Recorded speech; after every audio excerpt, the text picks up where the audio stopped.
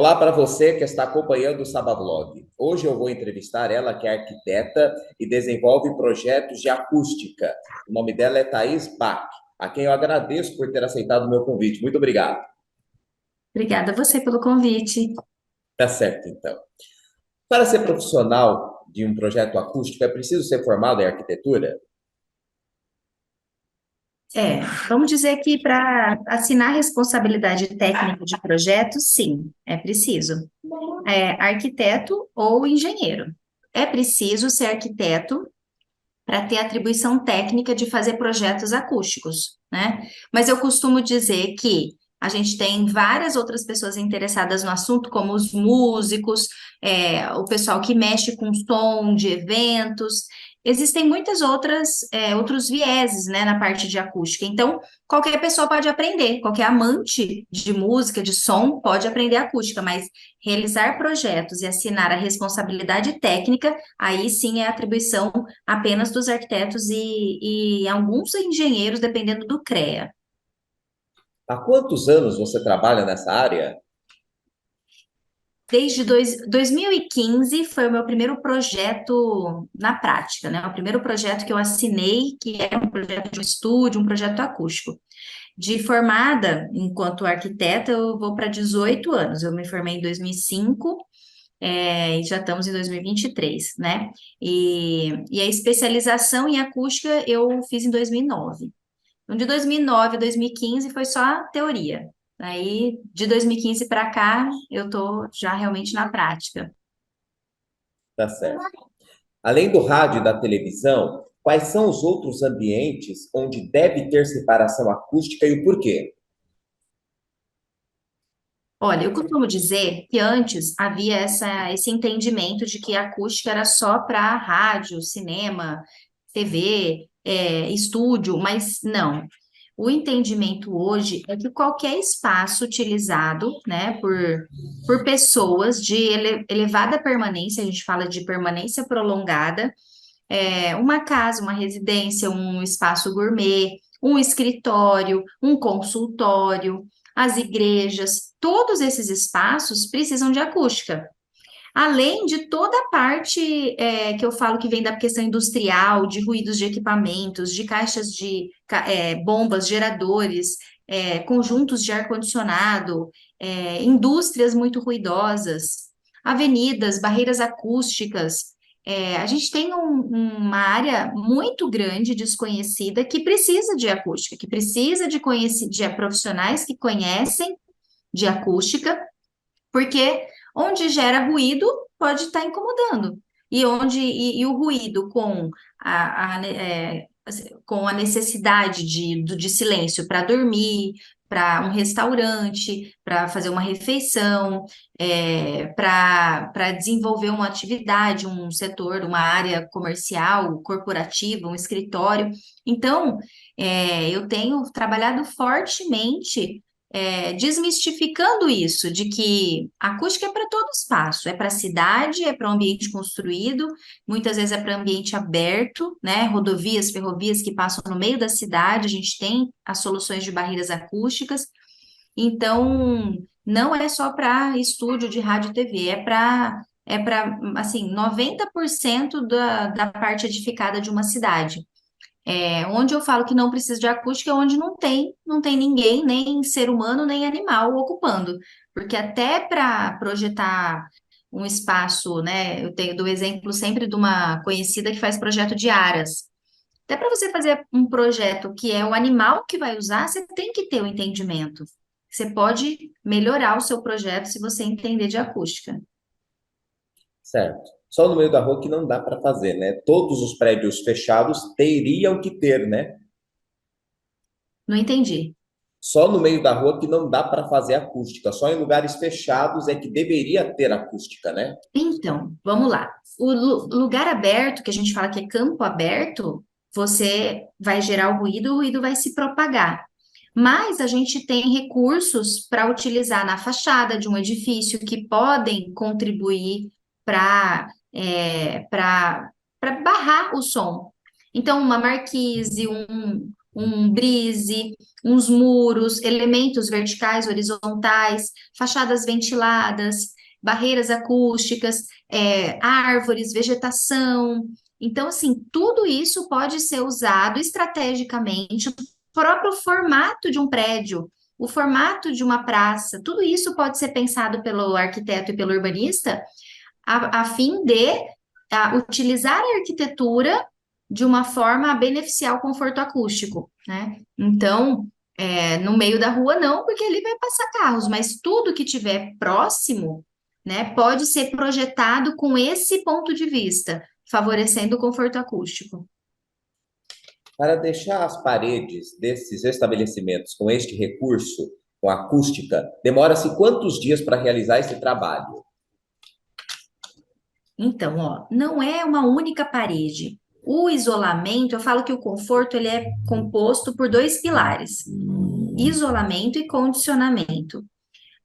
Uma única parede, ela ter essa característica de ser acústica, no sentido de ser isolante, não resolve o problema, um único elemento.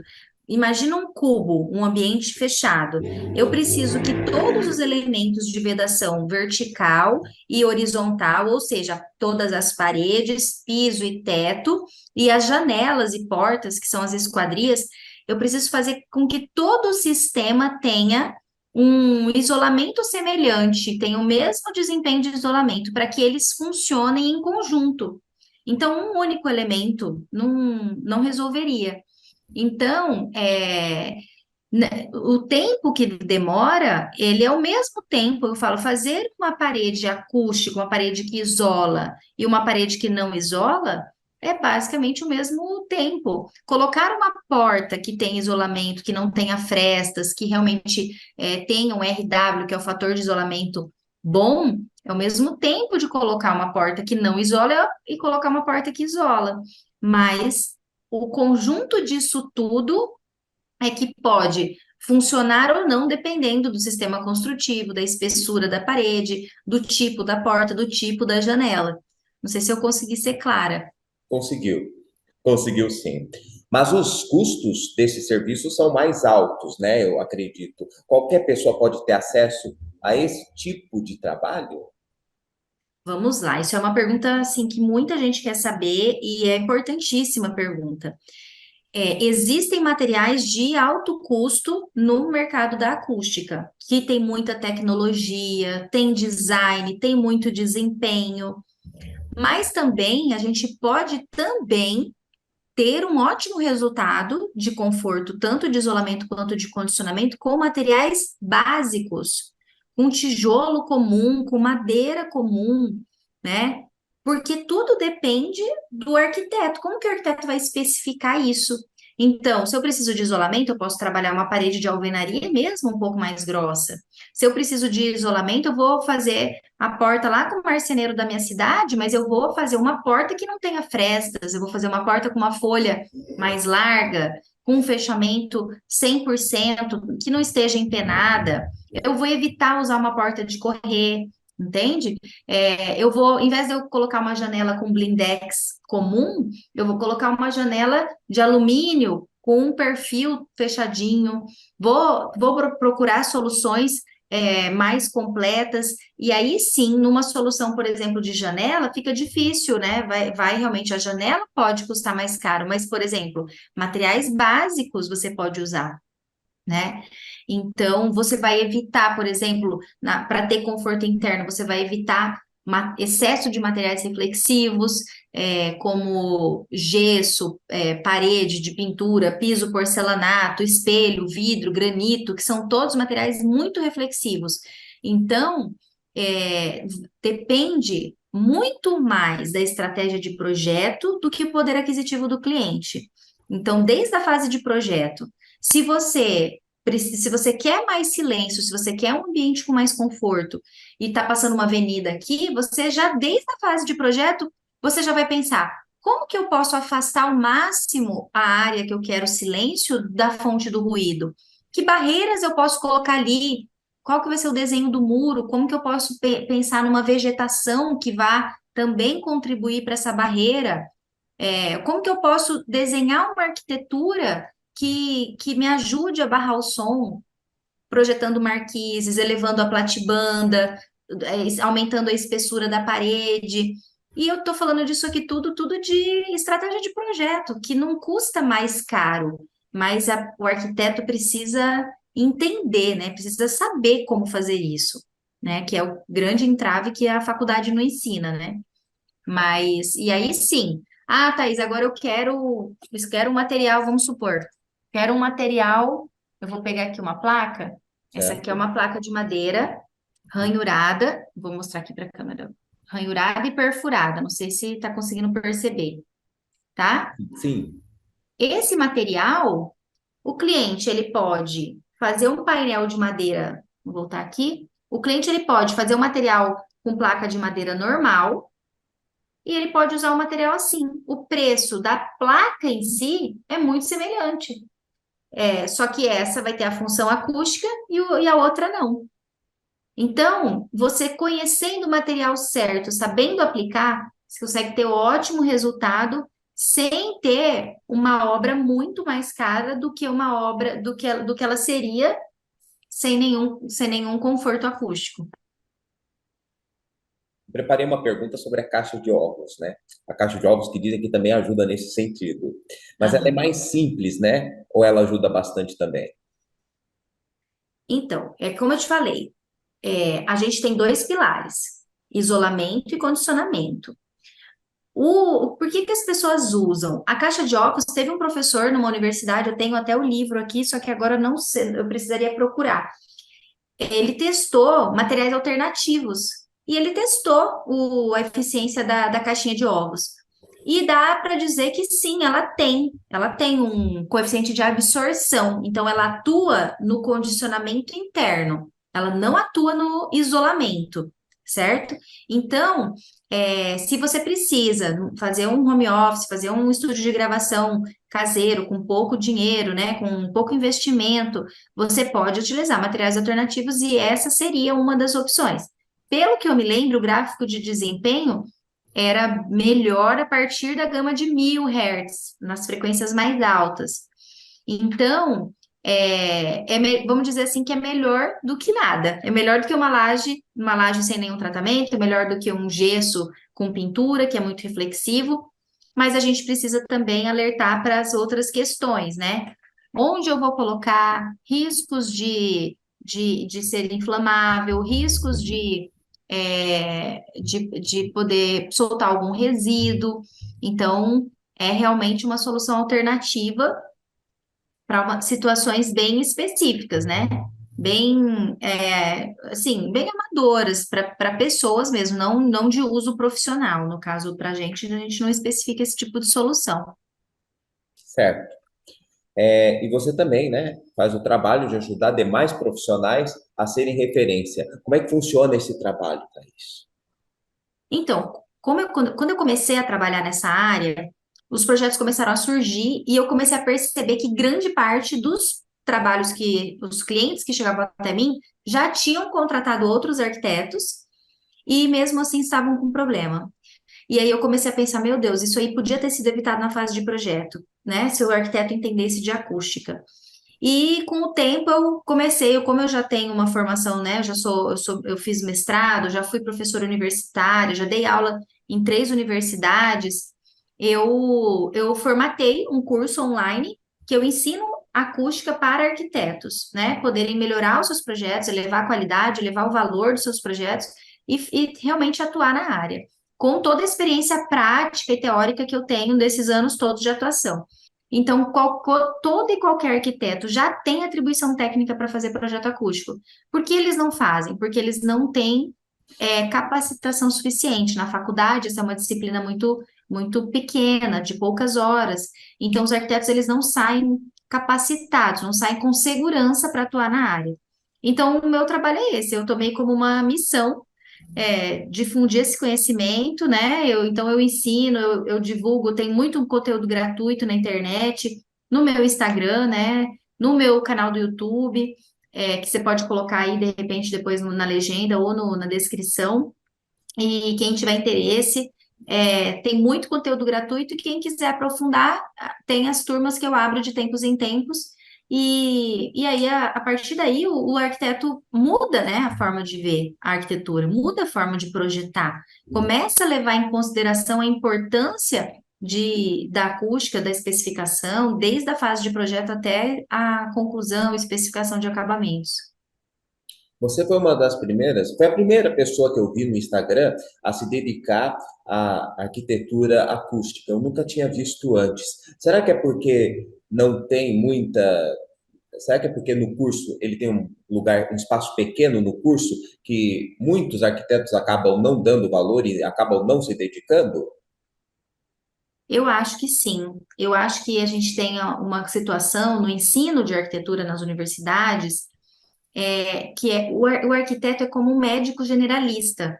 Só que lá na medicina, na odontologia, os profissionais eles saem, eles já ficam pensando, eu vou entrar, vou fazer pediatria, vou fazer dermatologia. Então, esse médico que se formou de clínico geral, ele já sai e vai fazer uma especialização. O arquiteto ainda não tem essa cultura. Ele sai generalista e ele passa anos da vida dele sendo generalista. Às vezes faz a profissão a vida toda como generalista. Então, surgiu um projeto de casa, ele pega. Surgiu um restaurante, faz. Surgiu um comércio, ele pega. Uma loja de shopping. Isso é uma cultura. E não tem esse entendimento de trabalhar numa área específica. São poucos os arquitetos que se dedicam a se especializar em um único nicho. Então, eu acredito que agora que a gente está mudando essa mentalidade, né, dos arquitetos buscarem algo, escolher uma área para trabalhar e se tornar especialista nisso. E tem outra situação que é o próprio, eu acredito que tem a ver com o amadurecimento natural da profissão. Antes, o arquiteto era um profissional visto como um profissional somente para classe mais elitizada, era mais projetos de luxo. Com o tempo, os projetos foram popularizando. Hoje, qualquer pessoa pode contratar um arquiteto. Então, e aí com isso vão abrindo novos mercados. Como, por exemplo, há uns anos atrás, ninguém contratava projeto de iluminação. Mas, de umas décadas para cá, difundiu-se tanto conhecimento em iluminação, abriram novas lojas específicas de iluminação. Então, hoje, qualquer cliente chega no arquiteto e já pede o projeto lumínico, já quer saber como é que vai ser a iluminação, não é mesmo? Antes era um ponto em cada ambiente, acabou, né? Não sei se você se lembra, há uns anos atrás. Agora, não. Então, eu acredito que é um processo que também está acontecendo aqui na acústica, que antes ninguém entendia, ninguém falava, ninguém pedia, nem o próprio cliente não pedia. Então, o arquiteto acha que também, né, vem essa questão cultural que não precisa, mas isso está mudando. A indústria já está mudando, os materiais já estão mudando, muitos já vêm com testes acústicos, com influências também dos outros países, né? Como eu morei na Europa, eu vejo que o fato de lá ter uma questão de temperatura muito, oscilar muito, os materiais são desenvolvidos para ter eficiência térmica e acabam tendo eficiência acústica. Então, o Brasil ele vem assim um passo atrás desses outros países que têm materiais mais desenvolvidos, normas mais rígidas. Então, a gente vem a passos assim devagarzinho, mas a gente vem evoluindo nesse sentido. E aí, quando eu decidi atuar nessa área, eu abri meu CNPJ, tudo, eu precisava escolher um nome. E aí eu coloquei lá, né, TB, aí o que que eu vou colocar depois, né? Arquiteturas, acústica, aí eu criei esse termo. Eu pensei, não, arquitetura acústica. E aí, na junta comercial, foi o nome que foi aceito. Daqueles três que a gente coloca para abrir uma empresa, foi o nome que foi aceito. E ficou. E hoje eu tenho esse entendimento que tem como você fazer o projeto e esse projeto ser bem sucedido, ser bom acusticamente, ser realmente uma arquitetura acústica, uma arquitetura que isola, uma arquitetura que conforta, que traz conforto, que traz qualidade de vida, e tem como você fazer uma arquitetura totalmente ao contrário disso, né? Que não proporciona nada disso. Então, veio daí esse termo. Certo. Tenho duas perguntas a fazer. Você disse que nos últimos anos a profissão de arquitetura se popularizou e não ficou apenas para a classe elitizada. A primeira pergunta é: a que você deve que esse fenômeno tenha ocorrido? Eu acho que a quantidade de universidades, né? Acesso mesmo à universidade, a gente tem hoje acesso de todas as classes sociais, qualquer pessoa pode fazer uma universidade, então, como eu tive a oportunidade de dar aulas dentro de uma universidade, eu dei aulas em uma universidade estadual e duas universidades particulares. E eu vejo assim, a diversidade dos alunos dessas universidades. A gente tem aluno de todas as classes sociais, a gente tem muitos profissionais sendo formados anualmente ou semestralmente. Então, o que era antes muito difícil e inalcançável ser um arquiteto, hoje é muito fácil, né? Qualquer pessoa de qualquer classe social consegue uma vaga, consegue um subsídio, uma bolsa e consegue fazer uma faculdade. Então, esses profissionais, eles estão saindo, e eles estão saindo, tanto num bairro mais chique, um bairro nobre, quanto na periferia, num bairro central, e então a gente está democratizando o acesso à arquitetura de qualidade, né? Uma arquitetura feita por um profissional habilitado, mesmo que ainda temos uma porcentagem gigantesca de obras no Brasil que são feitas sem nenhuma assistência técnica, sem auxílio de arquiteto, sem auxílio de engenheiro, somente com mão de obra, com experiência na prática, mestre de obra, pedreiro, né? Então é um mercado que ainda tem muito a crescer, porque, né, as pessoas não sabem ainda o que o arquiteto faz. Muitos não contratam porque não sabem o que nós fazemos. Então, mas eu acredito sim que é devido a isso, a facilidade, né, da informação. Hoje em dia, qualquer pessoa busca, acha um profissional.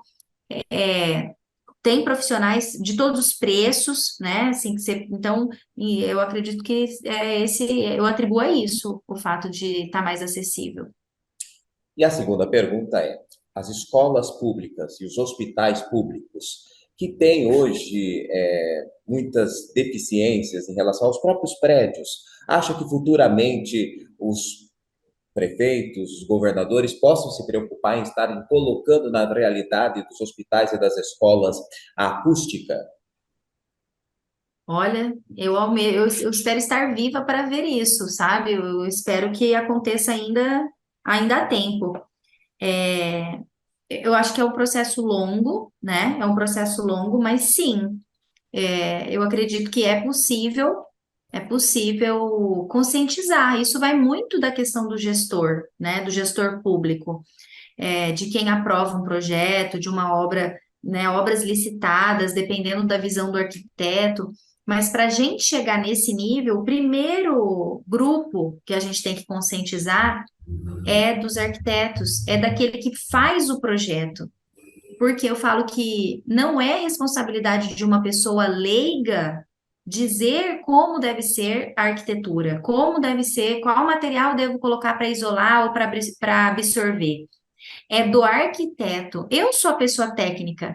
Mesmo que o meu cliente fale para mim que não precisa, que não quer, é minha obrigação explicar para ele. Olha, você está optando por isso aqui vai trazer tais e tais benefícios, ou tais e tais deficiências, vai prejudicar a concentração dos alunos, vai prejudicar a recuperação de um paciente, você vai projetar um ambiente insalubre.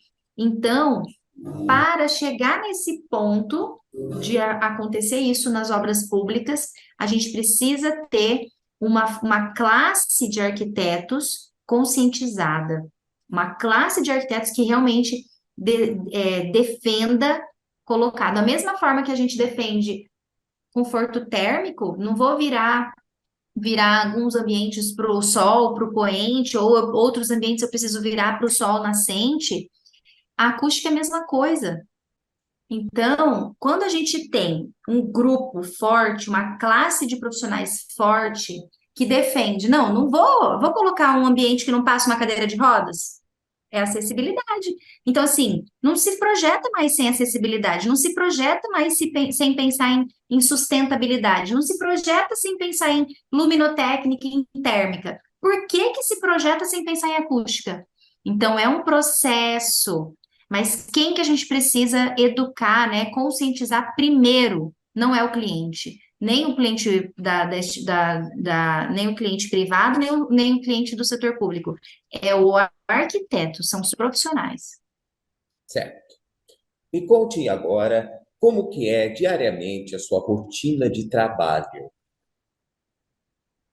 Então, a rotina é muito mais leve do que a de um arquiteto que é generalista, faz arquitetura e interiores, porque o projeto, ele é mais rápido, ele não tem tanta conexão com a estética, tem muito mais a ver com a questão funcional, com o coeficiente de absorção, com o coeficiente de isolamento, qual material que vai trazer a solução que o cliente precisa. Então, a quantidade de material que a gente produz é menor, então é mais rápido, é um dia a dia mais leve, né? Dá para a gente fazer atendimento online, remoto, dá para fazer visita técnica, consultoria, projeto. Então, é um dia a dia bem agradável, assim, bem dinâmico. Não tem monotonia, não tem, não tem uma rotina, né? Então, é uma rotatividade alta de clientes que eu atendo por mês. A gente atende, resolve e já vamos para o próximo. Certo, então você não vê a parte da estética, apenas a parte acústica, então. Não. Por exemplo, né, que eu trouxe esse exemplo aqui.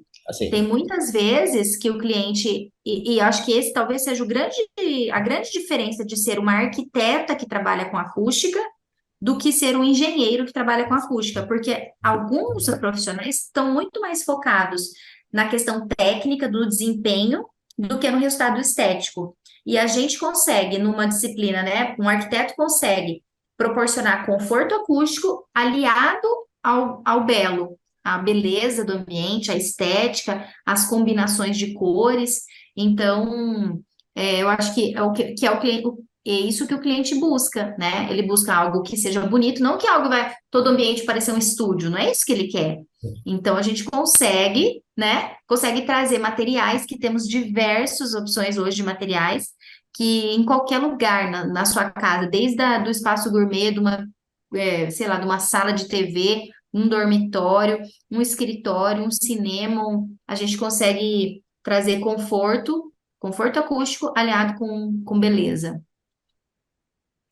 tá certo então. Thaís Bach, eu estou muito feliz de ter entrevistado você, conhecer esse mundo da arquitetura acústica que eu realmente não conhecia. Só via em estúdios de rádio, mas eu achava que era apenas comprar um vidro e colocar ali, não sabia que tinha arquitetura para isso.